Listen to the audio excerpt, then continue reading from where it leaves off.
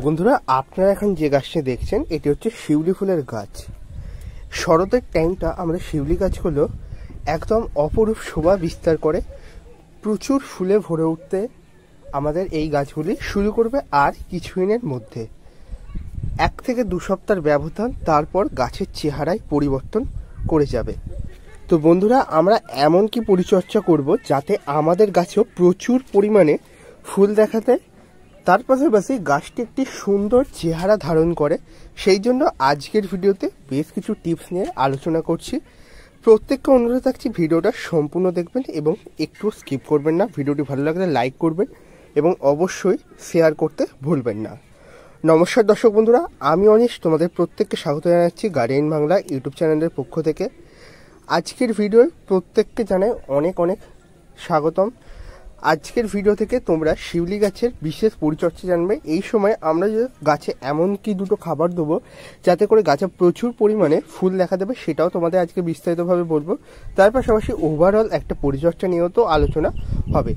নতুন দর্শক বন্ধুদের উদ্দেশ্যে একটাই আমার আবেদন রয়েছে, নতুনরা প্লিজ সাবস্ক্রাইব করে নেবে এবং পুরাতন যারা দর্শক রয়েছে এখনও সাবস্ক্রাইব করে নি তারাও সাবস্ক্রাইব করে নেওয়া, সাথে সাথে বেল আইকনটা বাজিয়ে অবশ্যই অলে সেট করে নিও। আমার এই গাছটির বয়স হবে 1 বছর। গাছটি বেশ ঝোপালো আকার ধারণ করেছে, কিন্তু এই যে টানা বর্ষা এবং প্রচণ্ড গরম গেল, এর কারণে গাছটা একটু ক্ষতিগ্রস্ত হয়েছে, অনেক পাতা ঝরে গিয়েছে। তার পাশাপাশি গাছটি অনেকটাই লম্বা হয়ে গিয়েছে।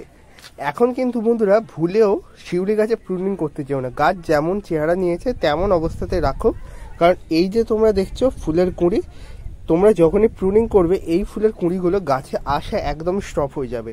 তো এই সময় শুধুমাত্র গাছে খাবার দাও, দিয়ে যে পরিচর্যাগুলো দেখাবো সেগুলো তোমরা করতে থাকো। তো প্রথম যে কাজটা তোমাদের করতে হবে, গাছে যত শুকনো পাতা রয়েছে, এরকম শুকনো পাতা সব পাতাগুলোকে এরকমভাবে সরিয়ে ফেলতে হবে। শুকনো পাতা গাছে কখনোই রাখা যাবে না। আর এই শুকনো পাতা যখনই আমরা গাছে রেখে দেবো, তো এখান থেকে ফাঙ্গাসের আক্রমণ এবং এখান থেকে পোকামাকড়েও আক্রমণ হতে পারে আমাদের গাছে। তাই সমস্ত সময় টবের মাটির ওপরে যে শুকনো পাতা পড়ে থাকবে এবং গাছেতে যে শুকনো পাতা থাকবে সেগুলোকে আমরা পরিষ্কার করে নেব। দেখতে পাচ্ছ বন্ধুরা কতটা পরিমাণে শুকনো পাতা জমেছিল। তো এইগুলোকে আমাদের টাইম টু টাইম পরিষ্কার করতে হবে। এরপর যে কাজটা তোমাদের করতে হবে, গাছে যদি এরকমভাবে কোনো শুকনো ডালপালা থাকে সেটাকে ভেঙে দিতে হবে বা কাটারের সাহায্যে কেটে ফেলে দিতে হবে। এই শুকনো ব্রাঞ্চেস কখনোই রাখলে চলবে না, কারণ এগুলো থেকে মূলত ডাইব্যাকের সমস্যা দেখা দেয়। আর এই ডাইব্যাক যদি একবার গাছে লাগে তো তোমরা কোনোভাবেই এর সুরাহা করতে পারবে না, কারণ ডাইব্যাক একটা খুবই মারাত্মক রোগ।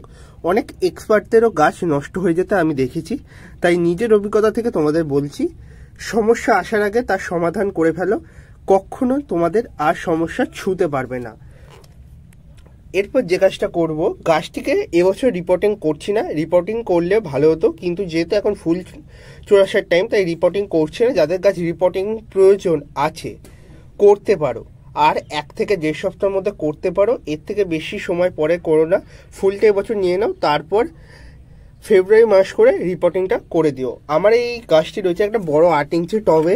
তো এখন আমি যেটা করব, এরকম একটা গার্ডেনিং টুলস নিয়ে নিচ্ছি, নিয়ে মাটিটা জাস্ট ওপর থেকে 2 থেকে 3 ইঞ্চি পরিমাণে খুঁচিয়ে নেব এবং খুঁচিয়ে তুলে নেব, কারণ এই মাটিটা অনেক দিন বাবদ গাছটা রয়েছে এবং পুরো রুটে ভর্তি হয়ে গেছে। তোমরা দেখতেই পাচ্ছ নিশ্চয়ই আমি মাটিটাকে খোঁচাচ্ছি কিরমভাবে, আর রুটগুলো জাস্ট উঠে আসছে। আর এইরকমভাবে রুট উঠে আসলে তোমরা বুঝবে যে গাছটি এখন রিপোর্টিংয়ের জন্য প্রস্তুত। কিন্তু এখন রিপোর্টিং আমি করব না, তোমাদের যেমনটা বললাম। তাই আমি জাস্ট মাটিটাকে খুঁচিয়ে তুলে নেব। 2 থেকে 3 ইঞ্চি পরিমাণে তোমরা এরকমভাবে মাটিটাকে খুঁচিয়ে তুলে নেবে। আর এই কাজটা আর্লি মর্নিং বা ইভিনিং টাইমে তোমরা করবে, কারণ এই সময় গাছের স্ট্রেস অনেকটাই কম পড়ে। আর যেহেতু কড়া সূর্যালোকের আলোর মধ্যে গাছটা আসবে না এখন মোটামুটিভাবে অনেকটা সময়, তাই গাছের কোনো সমস্যা দেখা দেবে না। জাস্ট অল্প পরিমাণেই আমি কিন্তু এই মাটিটাকে তুলছি, অনেকটা পরিমাণে তুলছি না। আর চেষ্টা করবে এই মাটিটা 2 থেকে 3 ইঞ্চি পরিমাণে খুঁচিয়ে তোলার, বেশি তুললে ভেতরের যে সাদা সাদা ফিডার রুটগুলো থাকবে সেটা অনেক সময় ক্ষতিগ্রস্ত হতে পারে। এরপর যে কাজটা আমি করছি সেটা হচ্ছে এই যে গোবর সার আমি এখানে নিয়ে নিয়েছি। এটা কিন্তু বন্ধুরা একটা আদর্শ কোয়ালিটির গোবর সার, কারণ এই দেখো এর মধ্যে দেখো কেন্ন রয়েছে বা কেঁচো রয়েছে, এগুলো কিন্তু আমাদের গাছের জন্য খুবই বেনিফিশিয়াল হতে চলেছে। তাই এই রকম তোমরা যখনই কাউডাং কম্পোস্ট পাবে বেশি পরিমাণে কালেক্ট করে নেও এবং ভালো করে এটা গাছে আমি এবার দিয়ে দেবো।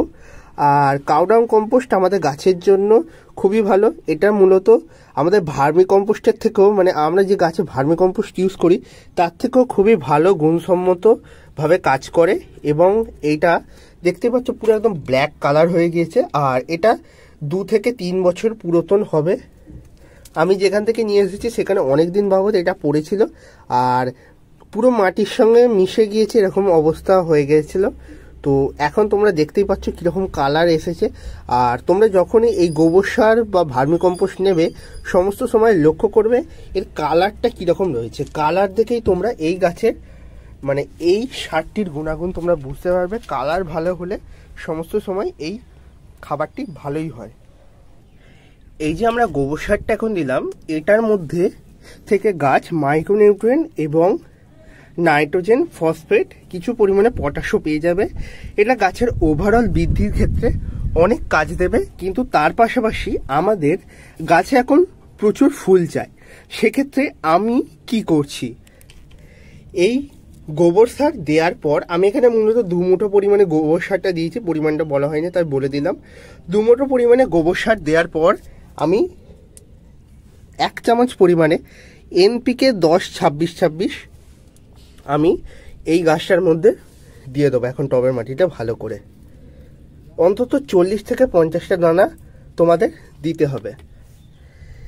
এই খাবারটা আমরা রিপিট করব আবার 10 দিনের ব্যবধানে আরেকবার। তারপরই লক্ষ্য করব গাছে প্রচুর পরিমাণে ফুলের কুঁড়ি দেখা দিচ্ছে। এই সময় যেহেতু গাছটা পুরো একদম ফুল মৌসুমে রয়েছে বলা চলে, তাই খাবারটাও আমাদের ঠিকঠাক সময় দিতে হবে। খাবার দিতে যদি দেরি করে ফেলি তো আমরা লক্ষ্য করব গাছের গ্রোথ অনেকাংশে থমকে গিয়েছে। তার পাশাপাশি আমাদের গাছের অনেক সমস্যা দেখা দিতে পারে। সমস্যার কথা যেহেতু উঠলো সেটা তোমাদের বলি। সমস্যা হিসেবে কী কী তোমরা লক্ষ্য করতে পারবে, গাছের শোঁয়াপোকার উপদ্রব লক্ষ্য করতে পারবে এই সময়। তার পাশাপাশি পাতা খাওয়া কিছু পোকাও এই সময় গাছে দেখা যায়। এমনিতে শিউলি গাছে তেমন কিছু পরিচর্যা নেই বা তেমন কিছু অবস্থা সৃষ্টি হয় না, যার কারণে আমাদের গাছে সমস্যার সৃষ্টি হতে পারে। তবুও এই 2-একটা সমস্যা দেখা যায়, ল্যাদা পোকার সমস্যা, এই জন্য তোমরা প্রফেক্ট সুপার ইউজ করতে পারো। তার পাশাপাশি শিউলি গাছের পাতা এমনিও তেঁতো প্রকৃতির হয়, তার কারণে কোনো পোকামাকড় লাগেও না তেমন। তবুও মাঝে মধ্যে অন্যান্য গাছে যখন কীটনাশক দেবে তখন এই গাছগুলোতে কীটনাশক তোমরা দিয়ে দিতে পারো। এবং শিউলি গাছে ফুল আনার একটা বোনাস টিপ তোমাদের দিয়ে দিই, একদম ফুল সানলাইটে ওপেন ছাদের মধ্যে রাখো। কোনো শেডের মধ্যে রাখলে তোমরা ফুল বেশি পাবে না, একদম খোলা আকাশের নিচে রাখো এবং গোটা দিন সূর্যালোকের আলোতে রাখো, তাহলে দেখবে তোমাদের গাছটিও খুব সুন্দরভাবে বেড়ে উঠবে। তো বন্ধুরা, এই ছিল আজকের ভিডিওটি ভালো লাগলে অবশ্যই লাইক করবে এবং চ্যানেল নতুন হলে অবশ্যই চ্যানেলটিকে সাবস্ক্রাইব করে নেবে। অসংখ্য ধন্যবাদ বন্ধুরা ভিডিওটি দেখার জন্য।